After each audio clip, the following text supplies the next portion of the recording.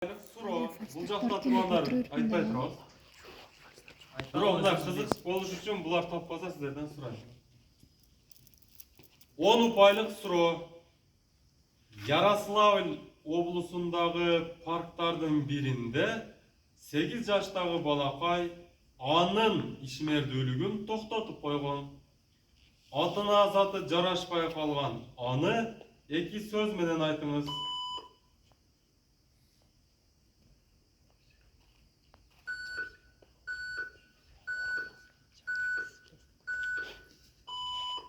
Бар вариант? Жоқ, бір фонтанға байланышты. Тура жооп, атына заты жарашпай калган паркта бул өчпөс отты бар өчүрүп койгон. Тура жооп, өчпөс от. 20 ұпайлық Суро. Төкмө акын Идрис Айтбаев мурдагы акындарды азыркынын интернетине окшоткон. Ал эми алы туткучу болсо, барган жеринен маалыматтарды топтоп жүргөн акындарды ага салыштырган. Аны 2 сөз менен айтыңыз.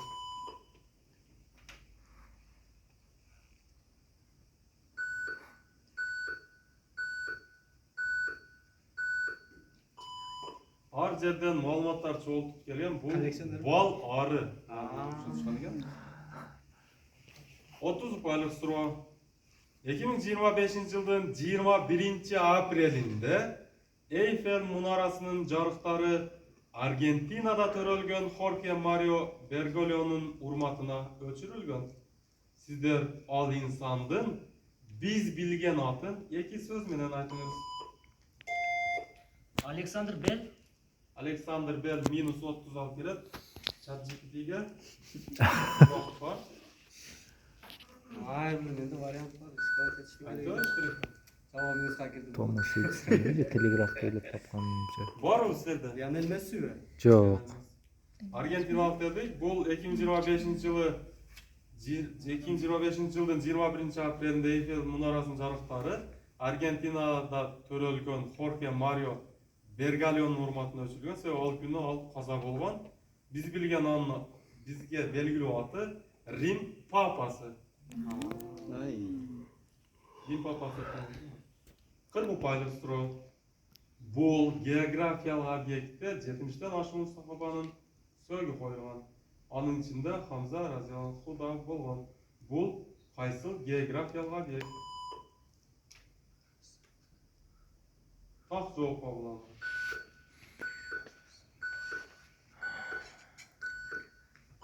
Сиздерде Eşitime kaldı bassam şey. Жоқ. Sen bula bulmayı bassam geç. Жок, чыбы айтсаң болот бирок. Topkapı Sarayı'da Сени куткарыптыр бул. Топ емес та ол.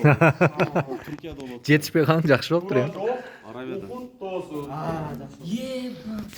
Bu böyle sıktı. Sırtı geldiler ha. ВСТУ бар, Ухуд тоосу. 50 ұпайлық Суро. 1974 жылы Türk куралдуу күчтөрү Түндүк Кипрге жардамга баруу үчүн айтылган убактынан 1 саатка кечигип кирген. Себеби түрктөр планын ага ылайык. Сиздер аны 2 сөз менен айтыңыз.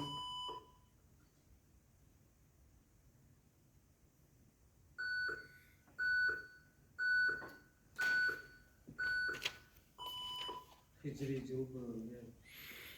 Жок, эчкимде. Туура жооп. Кипрликтер саат 6-да түрк куралдуу күчтөрү учактары келет деп күткөн 5-те. Бирок келеге каршы 6-да келген.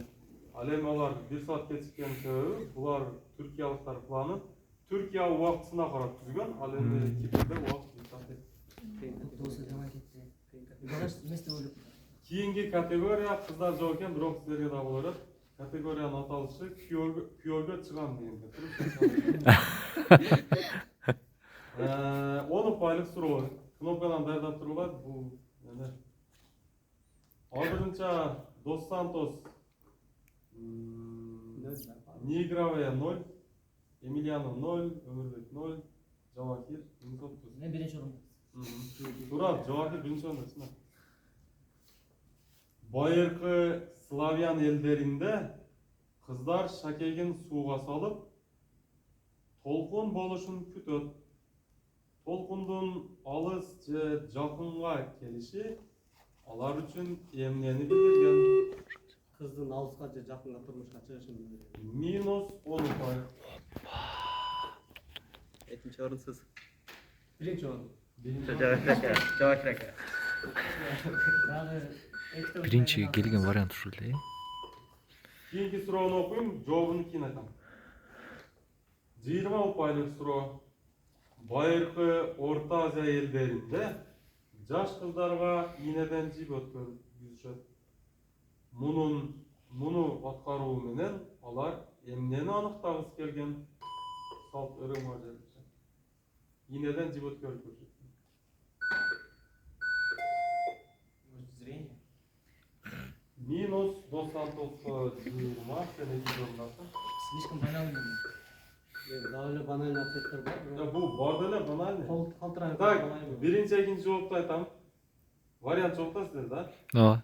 Толқындың алыс жақын кетіші, бұл баяғы славян елдерінде қыздарда бұл баяғы тұрмышқа қашан шыған жақындауы же пока бар. Ал эми байыркы Орта Азия елдерінде ийнен өткөрүлүшү бұл эгер кыз ийненин пешинен жипти узунураак өткөрсө бул алыска турмушка чыгат. Эгер жакын өткөрсө бул Ошого айтпай турсуңар. ошого айтпай турдуңар, да? 30 ұпайлык суроо. Англиялыктарда ушундай салт болгон. Кыздар пияздарды алып, жерге көмүп коюшкан, бир канча пияз. Бул ырым менен кимге турмушка чыгаарын аныкташкан. Суроо. Кантип? Пияздарды бир канча пияздарды коюп, кимге турмушка чыгышын аныкташкан. Так, вариант жок. Пияздарга ат коюп көмүп койгон да. Пияздарга ат коюп көмүп кимин Атын жазып койсо керек. жок атынан Эми сөнүп көк чыкса чөп чыкса ошол Жоопту туура айттым да. Мына келет дагы 4 пияз деген бирине жомарт беремде. Маттар жазат эми достор. Аракы чыкпасын. Ким кайсы аттагы пияз биринчи чыкканса ошол мен болочоктогу көмдөп божом кылышкан. 40 ұпайлык суроо. Байыркы Скандинав елдеринде кыздар жатар алдында туздуу нан жеп жатышкан. Мындан кандай максат көзделген?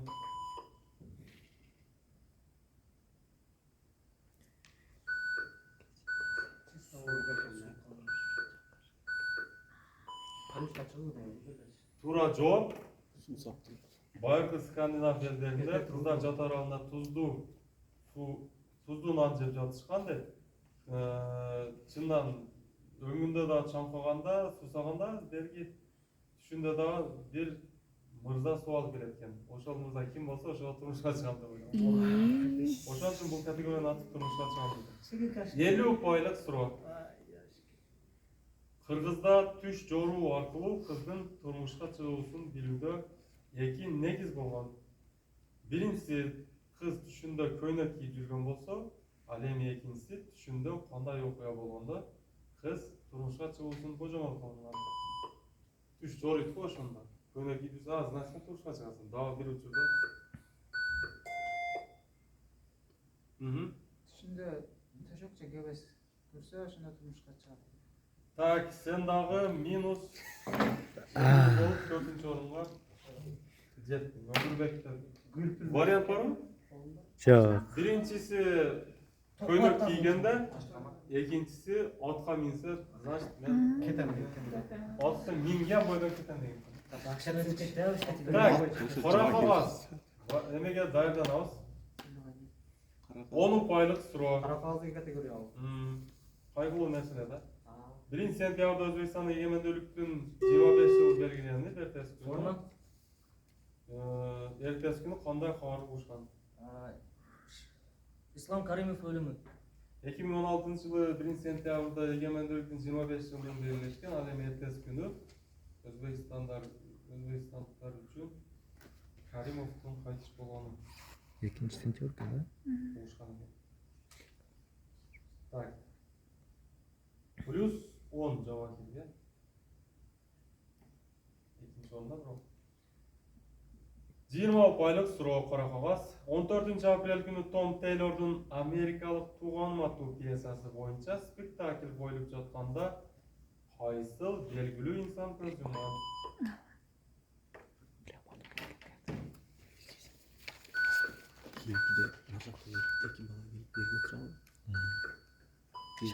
Авраам Линкольн. Тура жауап 1865 жылы 14 апрелде Америкалық туғаным пьесасы қойылып жатқанда Авраам Линкольнді актер басып қойған. 30 ұпайлық суроо. Маалыматтарға қарағанда 1990 жылдың 15 августында Латвияда болған жол қырсығынан қаза болған 28 жаштағы жігіттің өлімінен кейін 45 кіші өз өмірін қиған, суицид қылған. Ал 28 жаштағы жігіт кім болған?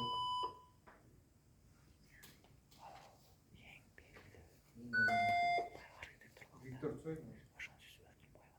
Точно эле ошол болчу.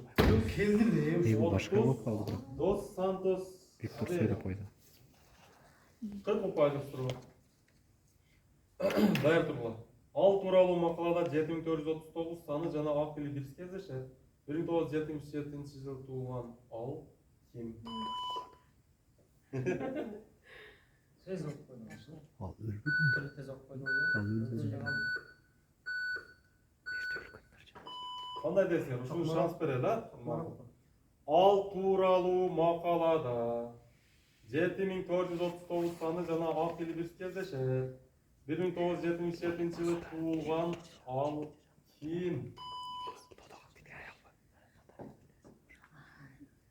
İçiniz oynamalı.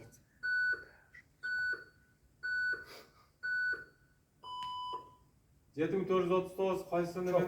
Жеңиш. Туура жооп Наталья Наговицина. Муну түзүп атат. Бирдей тамгалар менен башталган десем уже жооп болду. Таппай элек дар. Ой? Кара кагаз болот го. Кара кагаз Акыркы жол Наталья Кара кагаз 50 ұпайлық Маған суроо. алып шөлек ағай. Да? Алып шөлек. 1793 жылы тартылган бул картина улуу француз революциясына арналган эң белгилүү картиналардын бири. Ал тууралуу Википедия макаласында Шарлотта Корде да эскерилген. Сөз кайсыл картина тууралуу болууда?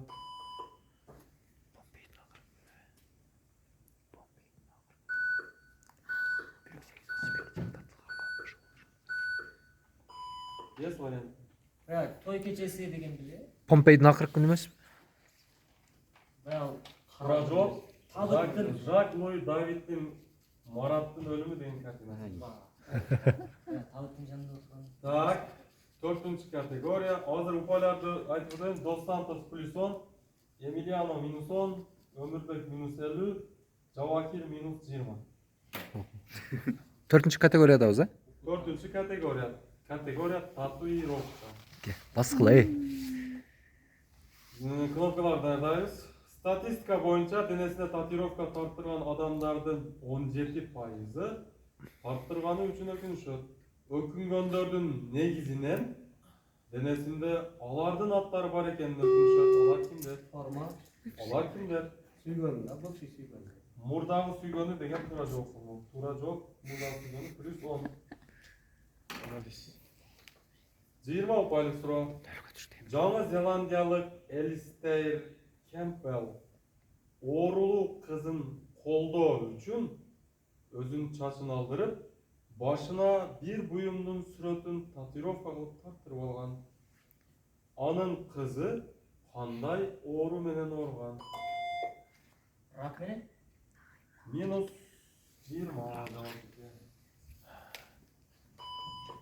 Башкаларды окуп. айтсак болот, булар. Жок, булар бүткөндөн кийин мен сурайм. Что боюң кызык болушу? Инсулин алып турган. Ким варианттар? Кулак укпаган баягы аппарат сүрөт тартып берет. Бул 100% туура жооп болчу. Кулак укпагандыгы үчүн кызы жанында аппарат табып жүргөн. Ошону жалгыз кыз эмес, мен дагы тагам дегенде мындай аппараттын сүрөтүн тартырган. Кийинки категория. 30 ұпайлық, кейін категория емес, 30 ұпайлық суроо. Категория татуировка. Актриса Анджелина Джолинин денесінде координаталар тартылған татуировкалар бар. Ал координаталар эмнелерди билдирген? Балдарынан туылған жерлерде. Ал өзү эле эмес, башка балдарда да Бешөө баккан. Башка балдарындагы мындай туулган жердин координаталары тартылган. Турат болчу плюс 30-90. 40 ұпайлық суроо. 2007 жылы британиялық актриса Керри Меллиган 1896 жылы жазылған пьесадағы Нина Заречная аттуу каармандын ролун ойногондон кийин оң колуна бир канаттуунун сүрөтүн тартырган татуировка кылып. Ал кандай канаттуу экенин кааласаңыздар кыргызча, кааласаңыздар кыргызча эмес, үндүүлөрү окшош болгон бир сөз менен айтыңыз. Кыргызча айтсаңыздар да колдонулат.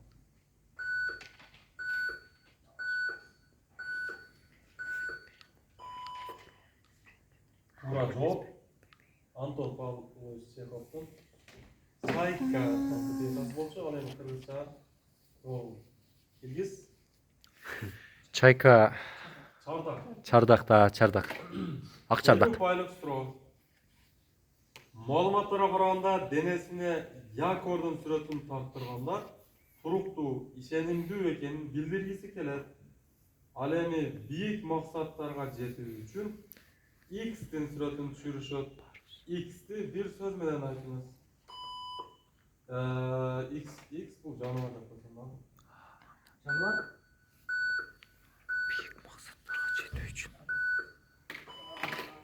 Подсказка бердим, бирок пайдаланбадым. Туура жооп бул жираф.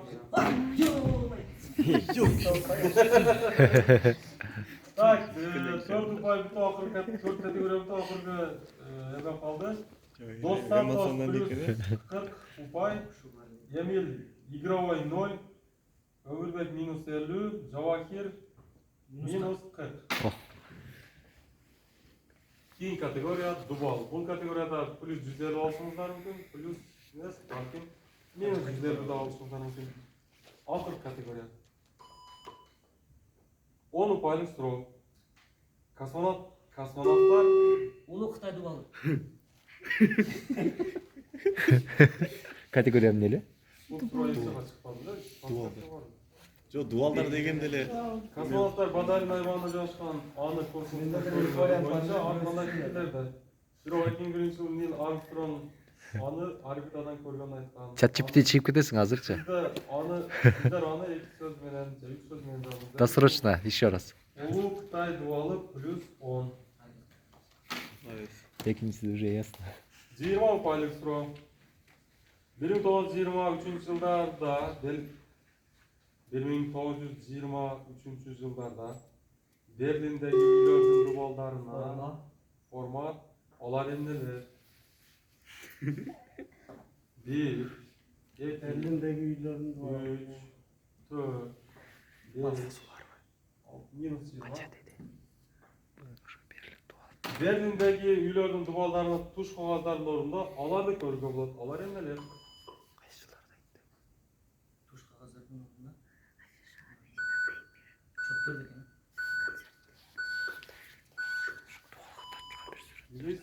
Жок, вариант жок. Туура жооп 1923 жылы биринчи дүйнөлүк согуштан кийинки инфляциянын таасиринен алар дубалдарды туш кагаздын ордуна акчалар немис маркаларын жабыштырган. Себеби ал сатып алганга караганда акчанын мындай сатпаган, мындай сатканда ыңгайлуу болгон адам.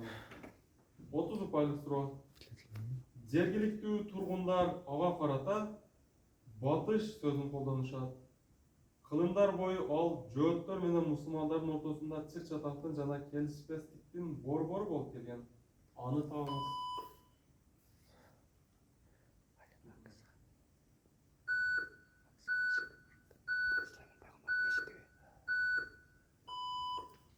Жергиликтүүлөр алар бар вариант. стена плачу эле. Жергиликтүүлөр аларды батыш дубалы деп коюшкан. Ал эми бул чыр чатактын себеп болуп келген бул ый дубалы, стена плач. 40 upaylıq suroo. Uzunluğu 117 kilometr bolgan bul dubal 122-жылы kurulgan.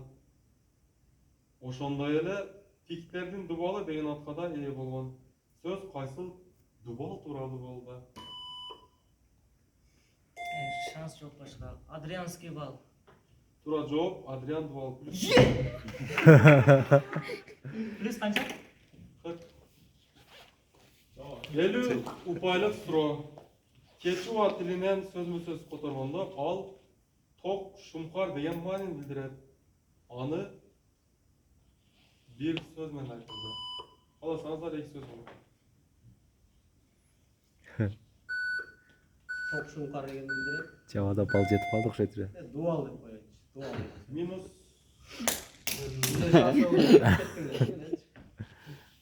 Ишик дейби?